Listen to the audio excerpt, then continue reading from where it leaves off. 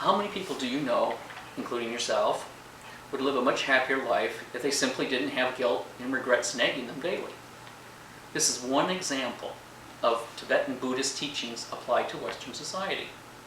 Imagine over 1,000 years of this type of inner space research documented in millions of documents being thrown into a furnace.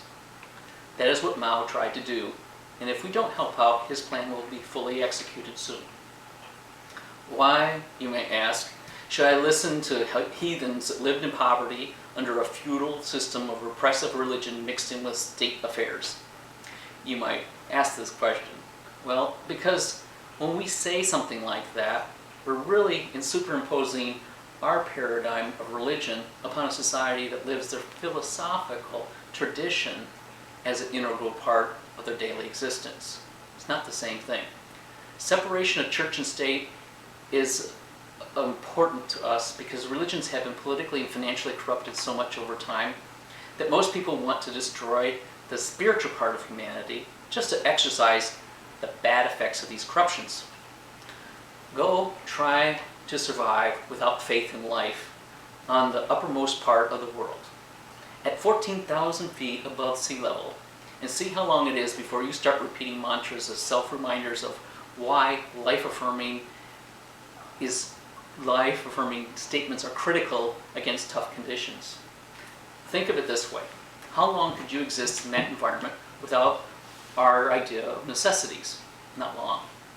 They survive without all of our support mechanisms and are still happy when they're not being tortured by the Chinese aggressors.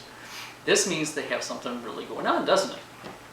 You can't be simultaneously focused on aggressive and destructive activities and still be nurturing, can you? No. So therefore, they need our protection. Just like Genghis Khan and his sons did by officially ceding all of Tibet to the Dalai Lamas. They did this to protect the most important, valuable asset humankind has. An honest, truthful, objective, and sincere understanding of itself. Given a long history of destruction, these Mongolian Khans knew that this was one of mankind's only hope for rising above barbarism. Is Wall Street any less barbaric in their actions lately than any old warlords? Look beyond the suits and professional appearances, nice buildings, and examine the actions of profiteers. Whether drug dealers or con men, the effects are the same. It is living luxuriously on the destruction of other security and health, stealing millions of people's assets through deception. This is a self-delusion that we have allowed our culture to descend into, and because of tacit complicity in this, we choose to ignore it and therefore make it critically worse. Like a spiritual cancer, it grows, and we know where that ultimately leads, to the death of everything. It is time, I think, for chemotherapy or surgery of the mind. The doctors in this case are good people of all persuasions, genders, races, and orientations who can guide us out of unhealthy choices. There's no time for guilt and recriminations. It's time to man up and just behave differently. Not many people intend to do bad things, but most of us have, by not thinking and being led along like cows. It's simply a matter of saying no to unhealthy actions. Are we afraid of losing our job over it? Whatever. How about losing your grandchildren's lives eventually because of the multiplicity of errors that have been compounded over 3 generations? That is the reality of our state of the union, whether we like to face it or not. And since we are the leaders in the world, we are perilously close to giving both China and India carte blanche over everything. Have you been to either country? You wouldn't want your dog to live there. Our culture has grown to a very high level of sophistication and technical ability to do things very well, from medical surgeries to construction of good housing. Like nurturing parents, the Tibetan Buddhists, under the 14th Dalai Lama's leadership, have grown their knowledge of why to do, or not to do, to a similar height of success. The Tibetan people in Cry the Snow Lion movie are not making up the true feelings of life in a traditional Tibetan home. Before the invasion, or now in seclusion, their sincere expressions of painting a wonderful picture seem too good to be true until you've lived there. It's hard to comprehend. I have, and it's heaven on earth. Don't let our values of appearances of success fool you. These people merely have eliminated all distractions for inner examination. For example, mental desires for excess. That is how they got there. The isolated environment helped them and needs to be restored in every way to preserve their continuing work. The marriage of both do, our society, and nurture, their society, is our only possible deliverance from the economic servitude and the death of the soul. The French have a term for the state, and it is called ennui. The dictionary defines this as spelled at E-N-N-U-I, by the way, because I can't pronounce it right.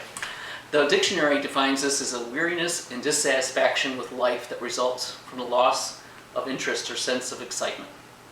With this pervasive feeling in our society, what is there to live for? This is the dis-ease that is eating us from within and promoting things like extreme sports, material excesses, and a thirst for control and power. Experiences like this attempt to fill a hole, and they can never really satiate this limitless desire. These videos that we have watched, viewed in that light, will make you laugh or cry too. It is very, very sad how far we've gone down the wrong path. The good news, if we move fast, it can be saved and reversed. But do not mistake or underestimate the sheer immensity of the millions of people with deluded perspectives. They will fight hard to hang on to their erroneous views, just because facing the truth of their personal mistakes might be so huge to them, their minds can't accept the blow yet. But if we show compassion and understanding for their errors, exiting the blame game, then they will evolve too, or not. Bottom line, we can't allow these forces to rule life on this planet any longer. We're at a critical mass. It's a razor's edge we walk. That's why many people, like me, millions of rational, smart people, are giving their all to this effort. Not to show favoritism to one abused ethnic group, or to preserve and strengthen, but to preserve and strengthen a guiding light to all of mankind. This is the only asset that counts right now. This is why I've spent 7 years of my life and given away the result of my experiences, my ebook novel, to the internet. It is posted free for anybody to read in many places, and to learn how we can utilize these things to improve our lives and those of our children. So let's get on to these silly videos. I will refute point by point the seditious misinformation presented in their videos as truth. You need to know that these propagandists are simultaneously weaving the greatest lies and doing the very thing that they accuse others. In Germany, they have mandatory classes in understanding propaganda, so that no Hitler can ever rise again. Americans, so buried in commercial marketing themselves, don't see the possible parallels of these two things, and therefore miss the threat. This is a path we can avoid. All we have to do is cultivate a deeper awareness of life and work towards reversing the dumbing down of our culture. Otherwise, Luke Wilson's movie, Idiocracy, will become our future. If you don't know Luke Wilson, he's the brother of the man in The Darjeeling Limited, the one who didn't try to commit suicide recently. Two brothers and two totally different perspectives. You tell me which brother is best to consider as real. One, the brother that tries to warn us and his movie sinks commercially.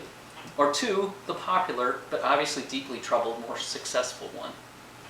See how Hollywood can teach us lessons? Though often, they teach us what not to do.